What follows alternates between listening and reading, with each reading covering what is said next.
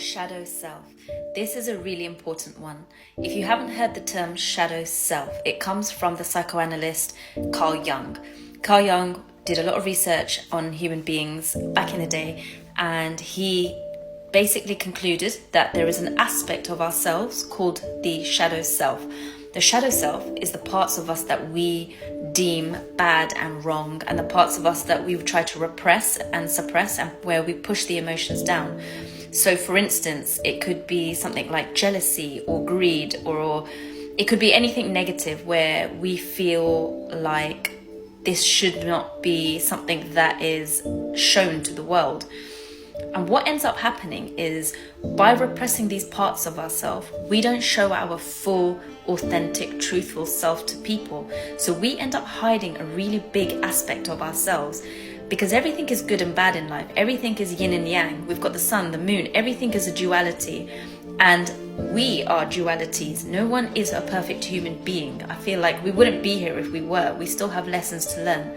So by denying your shadow self, what you end up doing is depriving a big part of yourself and not allowing others to see this. This doesn't mean to say that you go around acting badly, but this just means that you let go of the need for your ego to protect this identity.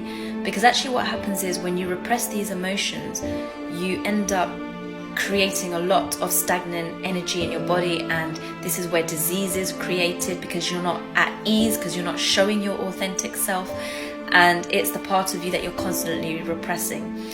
So what I would say is, take a notepad and pen and write down things that you don't like in other people, and things that you don't really like about yourself perhaps.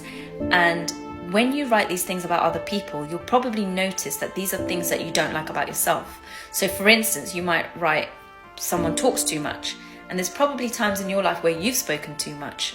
Or maybe you think someone dresses too sexual, but maybe this is a part of you that still needs to come to the surface and you've been pushing it down. So there's so much to say on the shadow self, but it is a part of our subconscious that we keep pushing back things. We keep them in our subconscious, and what we want to do is bring them into our conscious mind. But we keep them in our subconscious to protect ourselves. So you want to do this slowly, and you want to be patient with yourself, and you really want to be compassionate with yourself when doing this. And the reason we're doing this is so that we can accept ourselves fully. The other reason we do it is to heal. So for instance, you may have this uneasy feeling at times, and you may just sit there and have this uneasy feeling. It could be loneliness, or it could be just some negative feeling. And what's really important is to sit with that feeling and to really decipher it, maybe journal or meditate on it and wonder why this is happening. But don't push it down, because again, that's your shadow self, that's your subconscious speaking to you. So you want to bring it to the surface so that it can be released, because all these emotions need to be released and not pushed down into our bodies. Because I do truly believe that when we push things into our bodies, that those emotions are creating negative energy in our bodies, which create disease.